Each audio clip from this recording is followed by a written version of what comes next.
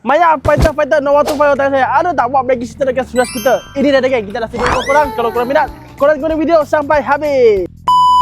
Okey geng, salam sejahtera dengan sudah skuter. Ramai player-player Nova 25 tanya saya, ada tak bang boleh pasangkan braking system? Ini dah geng, kita dah sampaikan sikit-sikit info untuk korang.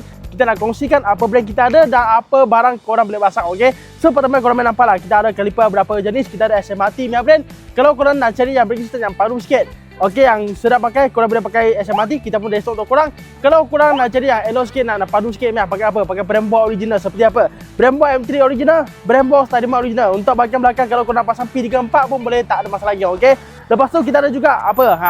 Hose shell. Kalau korang nak cari apa? Hose yang betul-betul, padu, betul-betul yang tak ada leaking. Korang pakai apa? Hose shell original. Kita dah sediakan untuk korang, jadi stok untuk korang. Okey, so kalau korang minat, datang ke kedai, kita boleh pasang untuk korang lah, okey? Full set, okey? Lepas tu, untuk disk pula ada disk depan untuk korang, disk SMRT, okey.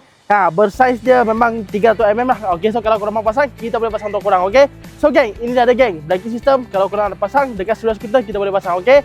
So geng, kalau korang minat, boleh terus PM kita untuk reservekan slot untuk korang. Kita siap pasang bagi korang, okey. Jangan lupa like, follow, comment, share. Ingat barang Nova 25, ingat braking system macam dengan seluruh skuter. Ada apa kita lanjut lagi guys. Ciao.